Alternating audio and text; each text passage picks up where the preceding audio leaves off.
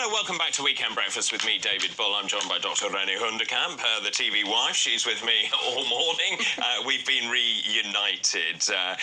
Now, also, it's very important, don't miss the world-exclusive Ghislaine Maxwell Behind Bars, and in her own words, that is only on Jeremy Kyle. That is live Monday from 7 o'clock on TalkTV, and you can watch, obviously, TalkTV on Sky, 522T, Virgin 606, Freeview 237, or you can download the app. You cannot afford to miss that. They're world exclusive. They're Ghislaine Maxwell Behind Bars and in her own words. Thank you very much indeed for all your messages. I do feel very loved this morning. In fact, we should feel very loved. The dream team are back. Hurrah, hurrah, hurrah. This says Fraser Blades.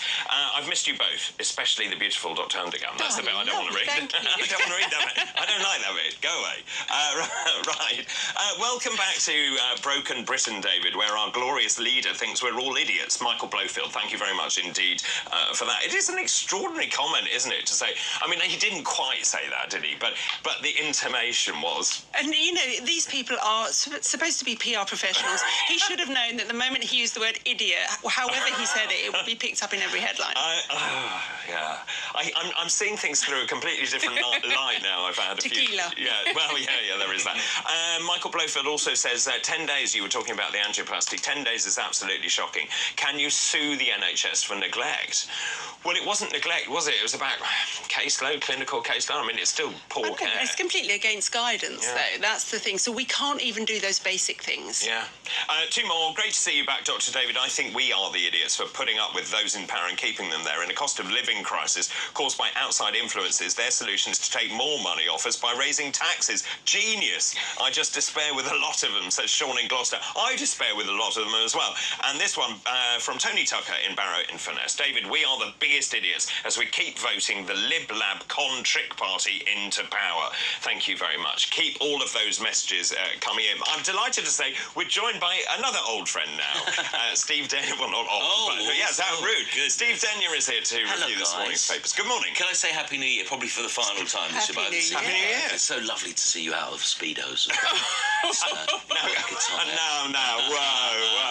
I wasn't wearing Speedos. I wasn't. Okay. The holiday did look great, though. Well, no, but I didn't post anything. It was on my friend's Facebook. Oh, I see. Yes, not everyone has seen those pictures. The world is missing out. Because everyone who has needs blood pressure tablets. Anyway, nice to see you. Good to see you guys. Yes. Lots to cover this morning. Nothing's been going on since we left. No, obviously. so very quiet. Very quiet. We shut down for a few weeks. Did you? Yes. I wanted to talk about health, really, with you two, because I thought, you know, I'm dying to ask you what you think about the front page of the Times. Javid backs fees to see GP. These are A&E fees to see your GP. What do you guys make of this? I mean, what he said this morning is that things need to change, radical, controversial reforms. Are we facing a system like in the States where, you know, for example, if an ambulance comes to pick you up, you are charged for that? Is that the way we're going? I'm going to jump in there just because I think this constant "are we heading to the States" is the wrong comparison, and it is actually a dog whistle one, trying to get people irate and thinking, oh no, we mustn't touch it, because actually there are many health systems around the world that work much better than ours, that are not the United States, that we could use as a model. So I think we need to forget the United States, because no, we won't go to that for sure. I know that that's not the case, but we could certainly go to a better one. And that's why I welcome this article, because again, it's opening up the dialogue that we so desperately need. I mean, the whole thing is extraordinary. Renee and I have spoken about this ad infinitum about a number of things, which is about the value proposition. It's really important that care remains free at the point of need. Now, if you then start saying you're going to charge people for certain services, it no longer remains free at the point of need. So you need to be very careful for what you do with regards to that. Now, there is a very different argument to say that we should incentivise people to use private medicine to alleviate some of the burden from the NHS, and we talked about that just before the break. Yes, you give tax breaks as a result. But actually, for me, the much bigger conversation is, thank goodness someone's talking about it at last. And actually, if you think about we're streeting. He started this conversation before Christmas, and Keir Starmer's kind of backed him up now, so he seems to have backup in the Labour Party. So there seems to be cross-party agreement that it's broken. Yes, and it needs fixing. So one of the other things that I find absolutely extraordinary is that I mooted and Renee and I came up with a plan where we take GPs, which are fund-holding private practices, and we say all new GPs would no longer be allowed to do that. They'd come into the NHS and be part of the NHS. Right. And lo and behold, they've nicked the policy. Yes. Yeah. So just in It's interesting. You're saying it could happen. Then it's not a million. It has to Well, it has to happen. It has to happen. Because we've already got millions of people waiting for elective procedures. They tell us 9.3 million. It's nothing like that. It's probably 15 million that actually need it. When you're being told to, instead of calling an ambulance, you get your own car. Yes. The system is broken, point, isn't it? I wonder how much the system would cost to set up as well. And how we decide when it starts and how lengthy this process is. I actually think if a clever government, came out and said to the people, look, guys, the NHS being free at the point of access is always our aim. We're never going to take that away. But in order to do that, we need to actually look at this sensibly. If you've got cancer, if you're elderly, if you're a child, if you have an accident, if you've got a long-term condition, we will be there for you. If you want a vasectomy or your varicose veins done or anything else that is outside of that, we will still do it for you at a not-for-profit tariff. Very similar to what Australia does. So a copay. Yeah, a copay, but at a not-for-profit. Yeah. So you've got the same surgeons, the same hospitals, and actually, I think if we narrowed the scope but really focused on doing that angiogram within 4 hours of that person arriving in hospital. So you could have tiers of medicine. Yeah. So tier 1 would be essential services, which are free at the point of need. Tier 2, as you say, varicose veins or whatever you want. Then there is a small fee, but it covers the cost. There is no profit in margin. This is fascinating hearing you talking about Well, this. we've sat down and we've written a policy together, and actually it's extraordinary because this isn't the only bit that's been nicked out of it either. So everything that we've come up with so far seems We are to be... their think tank. and for multiple... I'm getting scared here. Well, for multiple political parties, but I think the thing is when you sit down, and we sat down with Asim Malhotra as well, who's a consultant cardiologist, when you sit down as a group of doctors, you know what works and what doesn't work. And with healthcare professionals, we had a working group of nurses and physicians and people who worked in catering and cleaning in every service, and porters, every service in the health service. And so something radical needs to happen. It does, and when you go back to that, I actually think that rather than contracting out all of these things, the cleaning and the portering and the painting, again, we should go back into in-house services where you've got a team of painters who spend their year painting that hospital and so on and so forth. Yeah, let's move on to Rishi Sunak. Yes. Because he's calling everyone an idiot, but I think he's an idiot. Well, he didn't wear a seatbelt. No, he's been fined for not wearing a seatbelt. This is 2 penalty notices he's had in 9 months now. So one as Chancellor, one as PM. It's got to be a record, isn't it? Some kind of record. Oh, I think it has, yeah. This was the news that broke last night at kind of tea time. So he was in the car and he shot an Instagram video, didn't he? But he wasn't wearing a seatbelt. The thing about Rishi Sunak is he does remind me of one of the in-betweeners. Do you know? Just slightly kind of like he's not in control at all and he's making it all up and he's terrified. But also he's like an excitable teenager. Yes, he is. The whole time. He's like an He's in-between. trying so hard. It's so hard, yeah. It's so interesting, isn't it? And then, of course, people here have actually, many of you have messaged in to say, yes, it's idiotic what Rishi did, but who was driving? Who was filming him? A passenger filming him? Where are the think tank people? Did they not think? And where was Rishi's brain, or indeed anyone else's brain in this? So the whole thing is, if you get in a car, it is second nature to put on a seatbelt. Absolutely. So I'm gonna say something really controversial Go on. here. I didn't know that it was the law that you had to wear a seatbelt in the back of a car. Didn't you? Oh.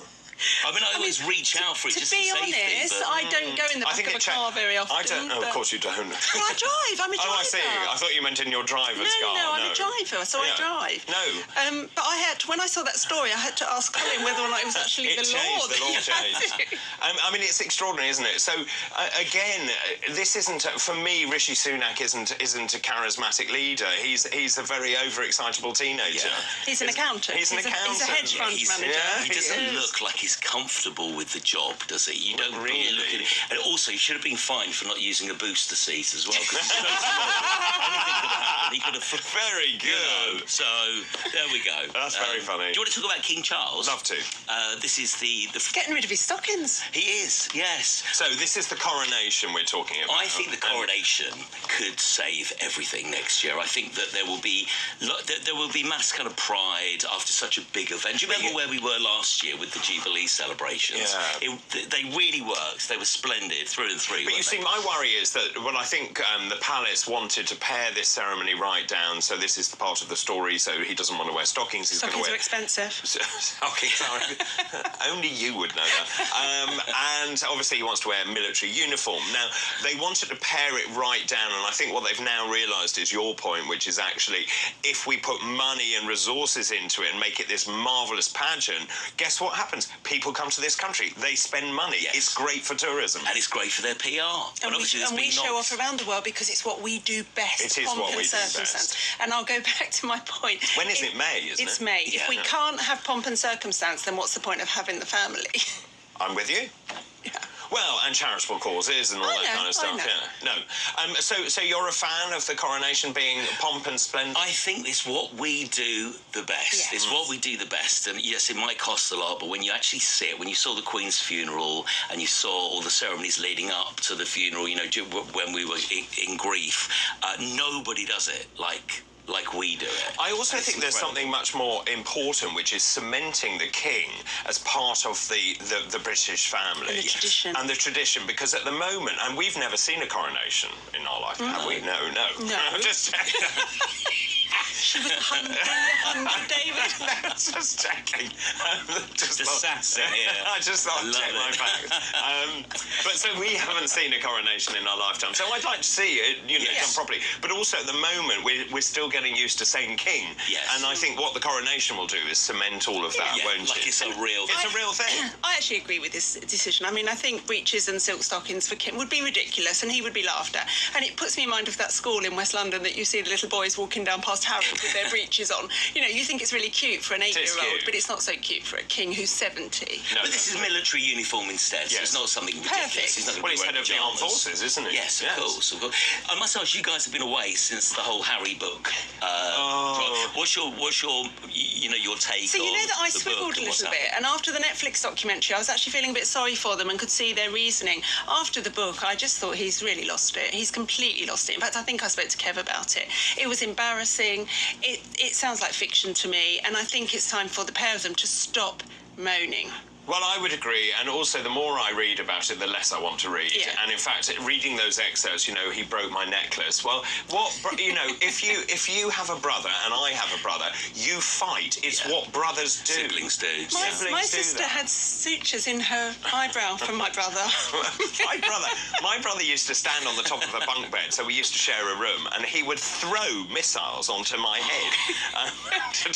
That explains much. Yes. It does You explain- not the face. Not the face. No, exactly. But so that's what I mean. It's just normal behaviour. Yes. Now, obviously, there's also an issue in the fact that William is then being put into this role as the next monarch. But so for Harry, of course, and I think it's always difficult if you don't have a predefined role. But at the end of the day, he is very privileged. He has tons of money. There is a cost of living crisis going on. People are struggling. They can't pay their heating bills, and he's whinging on about how terrible his life is. Princess Anne was a spare. She did okay. Yeah, but I really like her. Well, she got on with her life. She didn't just sit whinging and, thinking, oh my God, I'm never going to be queen. Yes. She It's just got on with interesting it. to see how the Americans have changed their mind on Harry, because it's They're really... more pro, aren't they? No.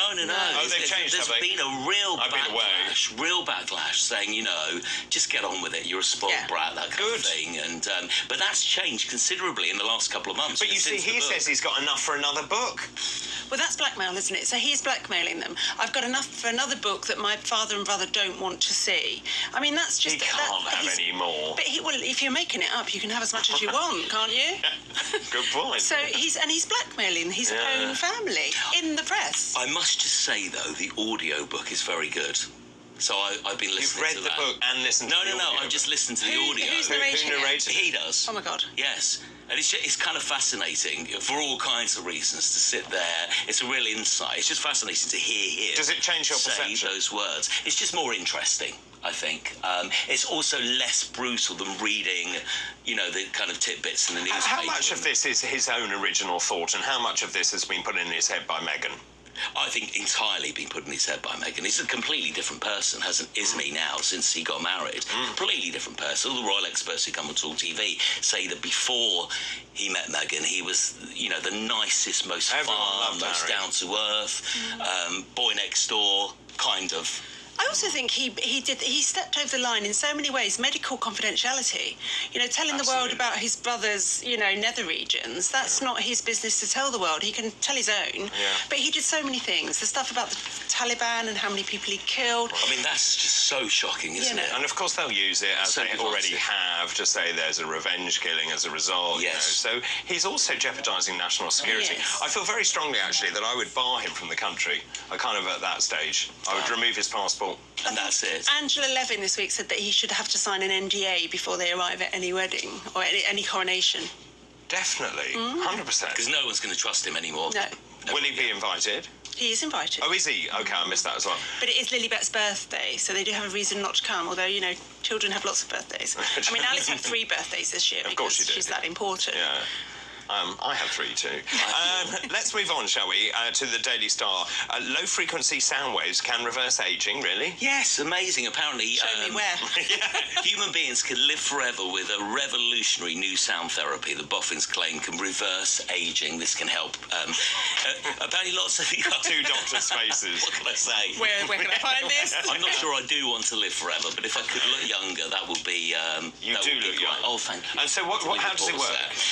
It's sounds. So it's cells can become sentient or dormant after a certain number of divisions, and apparently by playing them sounds they can kind of come alive again. I play music and they all can the start time. tackling. So you play Kylie and your cells wake up. Well, Madonna, apparently that links very nicely to good, well done. the next you've done this story. before. Do you know that? So yes, so Madonna. So then I was, where was I yesterday? I was driving back to London, and they were saying the tickets have gone on sale for Madonna. Now I saw Madonna in Hyde Park 150 years ago. Before the last coronation. Yeah, before the last coronation, and it was amazing. Were you wearing silk? That's right. Okay. Yeah. But they were expensive then. But how much are these tickets? Well, the tickets go up to. I mean, a friend of mine got a ticket for £1,100 yesterday, and this is a VIP package where apparently you arrive in a special door and you have drinks and there's Madonna playing in the background, and then you have seat with us, so you're kind of right at the front of the stage.